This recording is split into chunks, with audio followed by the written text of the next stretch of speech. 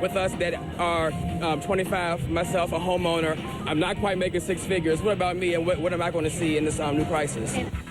I spent debate night in Washington, D.C. at the Congressional Black Caucus Foundation. And, folks, I got to tell you, when it comes to bailing out Wall Street, there are not a bunch of happy campers there or across America. Now, since McCain and Obama danced around how the bailout will affect ordinary Americans, we've got someone who can give us real answers.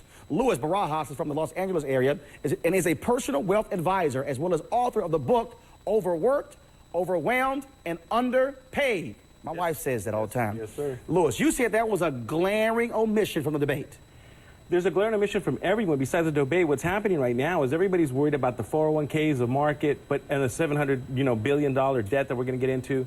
Nobody's talking about how it's going to affect the people that are not putting money in the 401ks, and that's Social Security issue. And everybody's going to dance around that because that's a high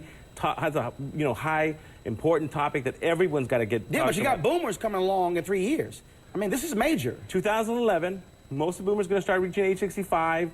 Most boomers are not putting money in the 401k. They're going to depend on Social Security. How is this debt going to affect them? Let's hear them talk about that. Now, when you say let's hear them talk about it, but what do you want them to say? If you even admit that it's the one topic politicians don't want to touch, why should they? Because people like us, they're talking about Wall Street and Main Street. I'm talking about people on my street. And people on my street, they want to know about that because they're living on Social Security. They're not putting that money away. They're not putting money away in the 401k. It's not affecting them.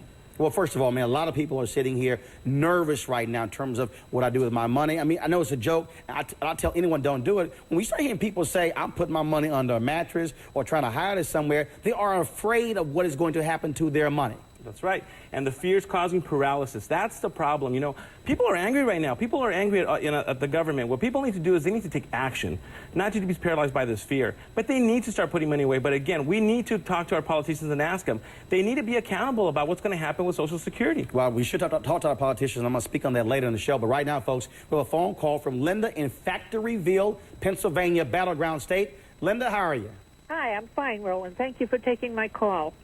I'm on Social Security, and like a lot of other people, have only one income coming in, and they want to bail out CEOs and all these other things.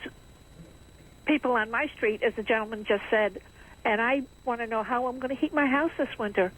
I don't really care about the CEOs of these banks that have got their pockets lined and don't have to worry about it. All right, Linda, I certainly appreciate your phone call. Thanks a lot. Louis, what about that? A lot of people are saying the exact same thing she just said. Yeah.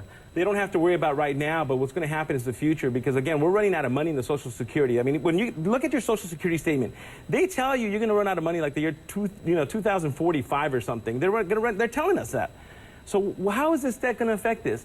This lady right now, I can understand her worry because, again, a lot of people are living just on Social Security. Right now, folks, we got a phone call from Doug in Marietta, Georgia. Doug, what say you? Well, thanks for taking my call. I appreciate it.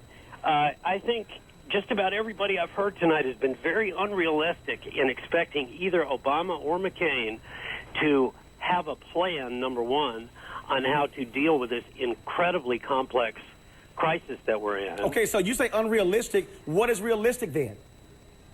That's why you've got the brilliant people in specific areas. That's why you've got a Fed chairman. That's why you've got a Secretary of the Treasury.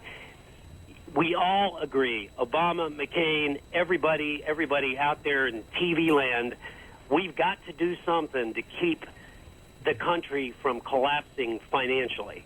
Exactly how that's going to happen, Obama doesn't know. McCain doesn't know. That's got to be figured out. Okay. All right, Doug. Thanks a bunch on Louis. I keep hearing that, well, Obama doesn't know, McCain doesn't know, you don't know, I don't know. Well, then who knows then? The markets know. That's what capitalism is all about. Let the markets work themselves out. We need the help right now. We need help because the small person is the one that's getting hurt. Nobody's talking about the people that have lost their homes already. They're talking about the people who are going to lose their homes. We've had millions of people already lose their homes. Where are they living? Can you imagine what's going on in their household, what they're talking about? You know what the #1 reason for divorce is? Financial stress. Can you imagine? That's what's affecting my street. Now, let's talk about this whole issue of banks failing. What happens when my money's in a checking account, then a bank fails, and I want to all of a sudden go down and get my money out? There's some problems there that people aren't necessarily discussing. Okay, when we've got 1 or 2 banks failing, and it happens regularly, it doesn't just happen, it's happening right now. But the problem is the FDIC came out last week, and I heard it on CNN saying over 100 banks right now are in jeopardy. And they may not have enough sufficient capital to pay all the depositors. In fact, we had a member of Congress today say there's one bank teetering on the brink, could collapse Monday. Right. So if all that happened all at one time, if just it were to happen, you know, they're going to give us our money back, but it's not if they're going to give it back, it's when they're going to give it back. So we say when, what does that mean? Like 2 days, 3 days? Okay, it could be like 6 months to 2 years. And here's the problem. The problem is the average person doesn't have $100,000. They have $5,000, maybe less, in their checking account, in their savings account. Then what are they using that money for? They're living paycheck to paycheck, month to month. They either pay their rent, to pay the utility bills, to pay the water. What's going to happen if they all of a sudden just kind of shut it down for a while? All right, Lewis, going back to the phone lines, folks. Vincent from Woodbridge, Virginia, another battleground state. Vincent? How will this affect the future generations with this bailout? I mean, you know, I'm upset about it, just like the other people in my neighborhood. Great point. Vincent, thanks so much for your phone call. Lewis, I have 9 nieces, 4 nephews. How does this affect them? Okay, well, how it affects them is that they need to understand that they need to take personal responsibility for their own finances. The reason for that, because nobody knows what's going on. We can't play the victim. What needs to happen is we need to teach them financial literacy. High schools don't have financial literacy. The government has SBA locations all over the country. Have you seen a financial planning location that they're helping us teach our kids how to improve their lives or how to create a better infrastructure? Oh, great point there. And again, basically what you're saying is don't depend on the government. You better depend on yourself. Take some personal responsibility. All right, Lewis, thanks a bunch. I certainly appreciate it. The candidates spent a little over half of their debate talking about foreign policy, Iran, Iraq, North Korea. Hello?